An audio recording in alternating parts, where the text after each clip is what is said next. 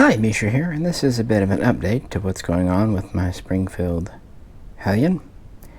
And if you watched our videos last year, you know that I replaced my 16-inch with a 20-inch. It got the sling after shooting well for us, and featuring a pretty cool finned barrel, ring, and bayonet lug. So the next step, I wanted to get a bayonet for it. But as it turns out, it's not quite as simple as you might think. And before we dive in, if you could, please do like, share, and subscribe. You know the deal. You're on YouTube. We do have a Patreon. We do live streams. Check it out. Help support. It really does help as we get into 2024. But now let's talk about the saga for both myself and the manufacturer of the bayonet. Looking at the lug on the Hellion 20-inch, it looks the same as on the Croatian military's VHS2, their infantry rifle, and you could be forgiven for thinking that it's standard NATO spec, and therefore something like an M7 or M9 here, which I have would fit. However, while it does slide on, it won't latch. True definition of close but no cigar. In fact, you can't really latch it on, you have to manually pry it open. Either way, I've tried this with several M7s and M9s I have, even clones. It just won't quite fit this lug. And I've seen this before because around 2000, Europe really kind of specified a slightly different pattern of bayonet and thus lug than what America went with the M9, the Ontario Knife Company version. Anyway, it's a whole thing. We're not into it for that. My point is, my existing bayonets just would not fit the Hellion because of its Croatian style lug. On the other hand, of course, you can get the issue bayonet. And I did order it, and it took about 2 months to come in. Meet the Waffentechnik B2K. This is a Borkott Eickhorn bayonet with a rather interesting history in and of itself. And this is what Croatia is purchasing. These are made in Germany for their current issue rifles, and they started appearing there around 2019, 2020. And this came in from Springfield while I was out of town. So let's see if it fits my bullpup. So starts off good. Let's see if it'll latch. Sorry, this is a little hard to do single-handed. But yes it does. Little play, but that's to be expected with a modern bayonet fit. And it is secure on the firearm. And it is kind of cool having a bayonet on a bullpup, I must admit. And at first this just seems like a kind of a copy of a US pattern, but it actually has its own rather interesting history that I ended up kind of getting stuck into. And there was another reason I wanted this bayonet, in addition to fitting the Hellion, the VHS. I was hopeful it would fit my HK G36, which has the newer export style E-lug. Just like with the Hellion, my M7 and M9s just didn't quite work with this. Different spec. And so I kind of wanted a thing. And since this is a German-made bayonet, and since the VHS was very much inspired, at least in part, by the G36, I was hopeful. And yes, it locks on fine. Little loose again, but that's done with the rings partially just to give when you're using it in the field, also for different specifications. So while I couldn't quite justify the expense just for the Hellion, what's the point of having a G36 if you don't have a bayonet that'll go on its slug? So it can do double duty. And again, it's a German bayonet. And with a very interesting pedigree. Is this an authentic Eickhorn? Well, yes and no. For decades, the Eickhorn name, brand, the squirrels had a rough time of it, including bankruptcies, buying back things, what have you. Skipping over that, let's go to 2001, when the U.S. Marines actually selected Jorg Eickhorn's Model 2000 bayonet. This was when he still had the company. Actually, he just got some of the patents and stuff back in the 90s after other companies went bankrupt or out of business, and was going to sell the Model 2000, loosely based on the M7, M9, to the U.S. Marine Corps.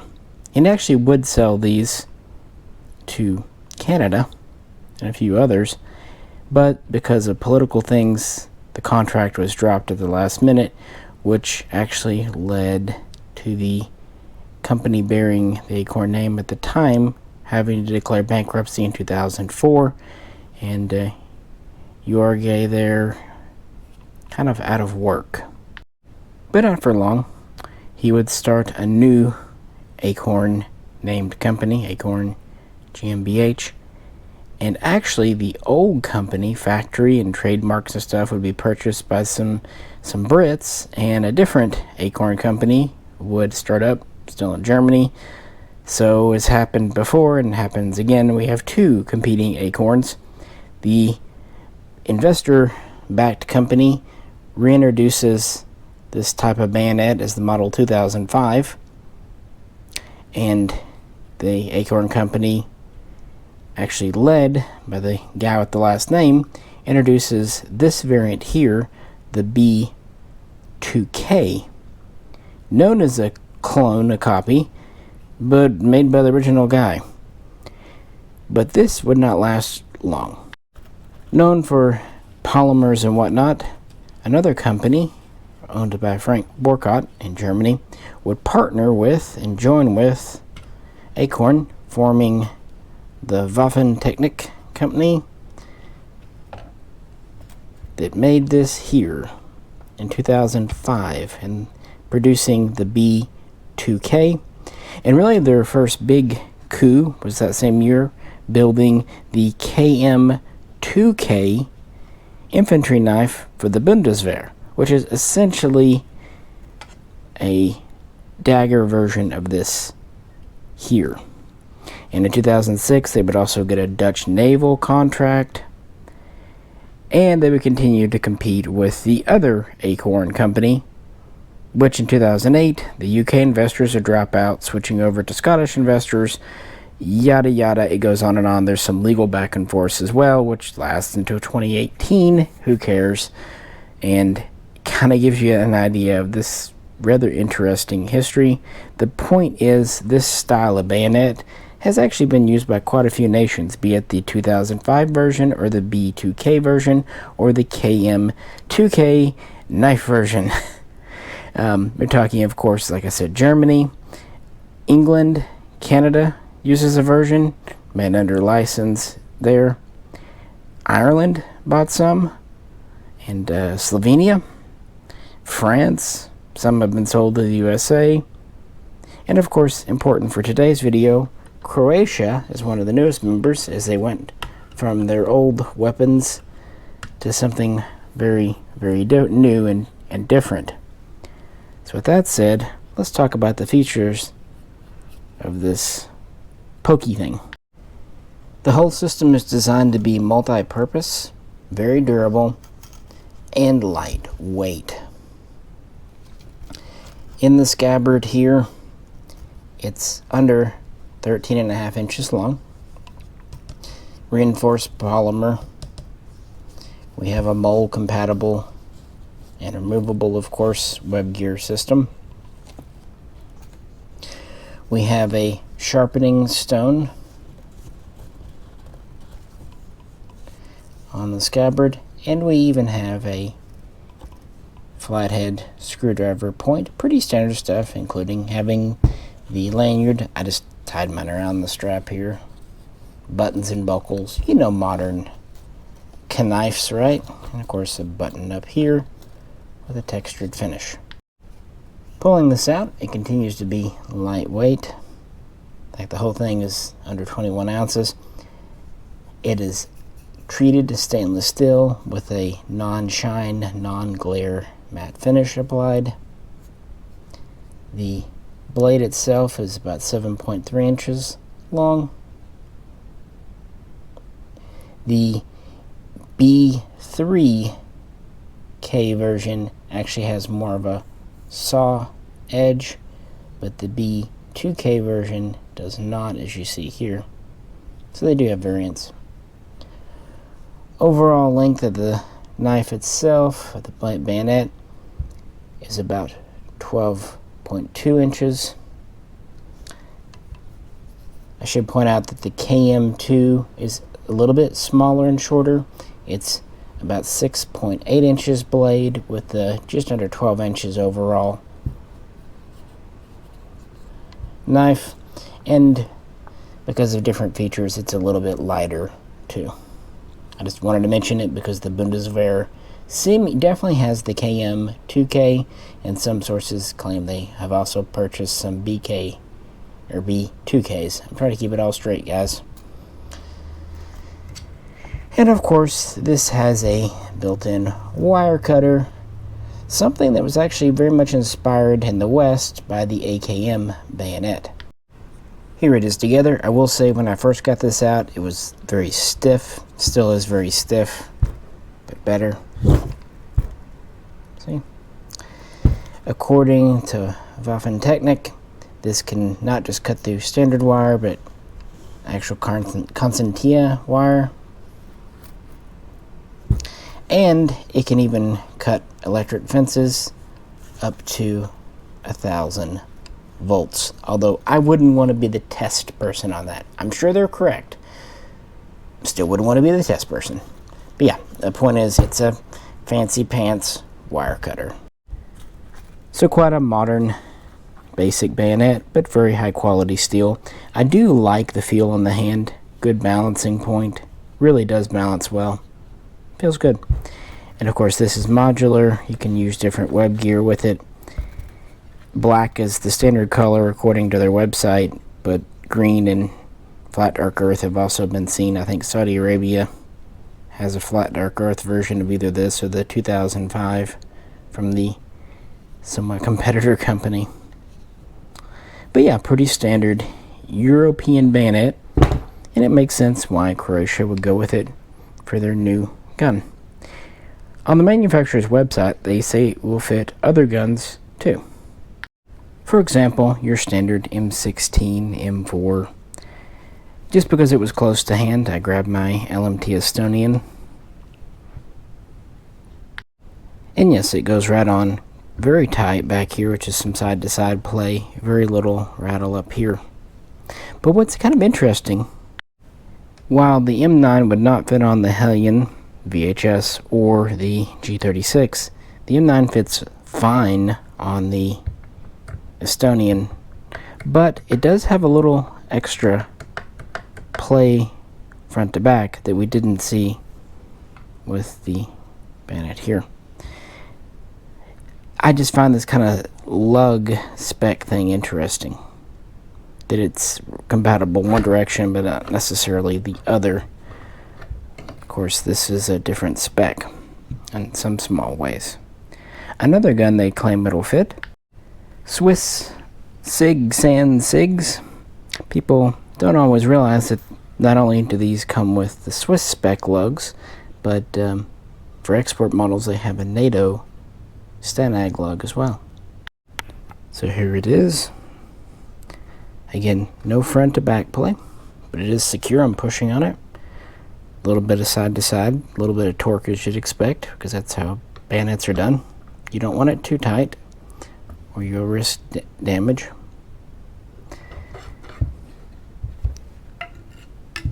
And this too can support the M9. And here that is. But again, we do have a slight bit of front back play, which is kind of showing me the spec difference maybe. But still fits perfectly fine. The manufacturer's website also claims it'll fit the Steyr AUG, but my two AUGs are Austrian military style, so no bayonet lug. They never have done bayonets on those or their previous FALs, which is for the exports. But I do have this. The Israeli Tavor with the 18-inch barrel, complete with lug, and again it fits. Interestingly, it is right on the line. In fact, the ring of the bayonet has a under a millimeter gap where it's actually just out front of the edge of the flash hider. Again, this barrel, this lug is placed just as far forward as it could with that and still support it. So this is with the Waffentechnik European spec blade. I wonder how that M9 fits it.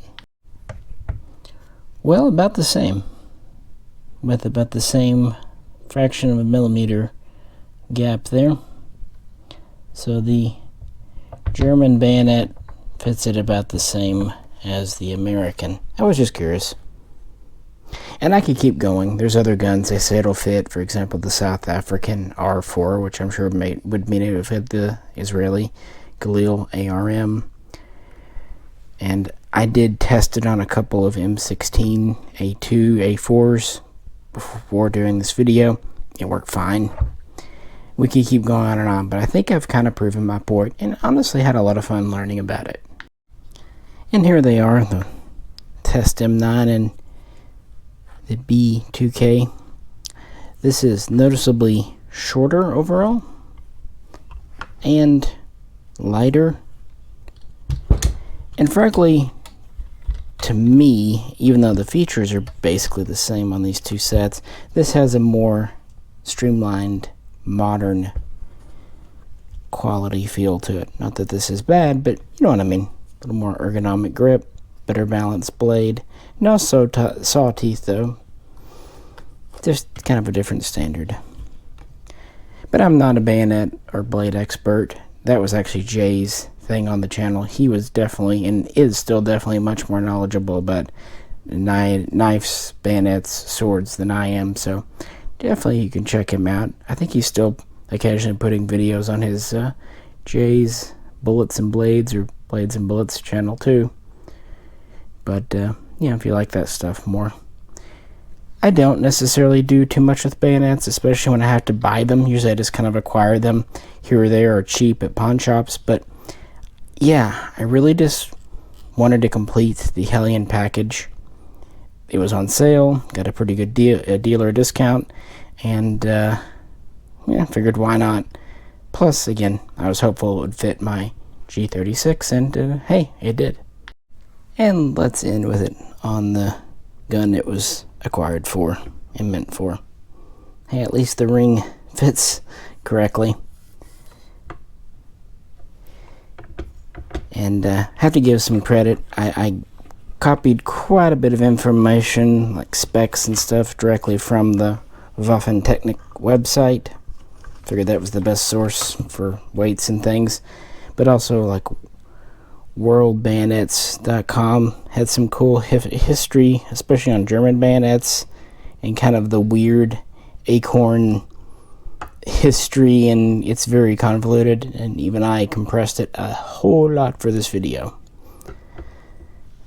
But no, I'm quite happy with it. Even if it did take nearly 2 months to come in, because I ordered this around Thanksgiving, and it came in well after New Year, so good 6 weeks at the very least. Still debating which optic to keep on this. I was thinking about putting a real ACOG, but then again, Fox actually liked this primary arm, so maybe I'll keep it on. And I'm actually hopeful maybe one day someone will 3D print an actual VHS2 grip that'll go on to the Hellion. But until that time, this B&T Swiss grip fine. This is an HK double hook sling. Seems fine. But no, I'm actually very pleased with this bullpup. Maybe it's because I originally went into the Hellion, the original 16, with very, very little expectation. Actually, fun fact, when we first did the initial Hellion shooting review video, I was sick. So, I was trying to review a gun while not throwing up on camera. But hey, that's work. That's dedication, guys. And I try to bring it to you. And if you could, in return, like, share, subscribe, and comment, that'd be great.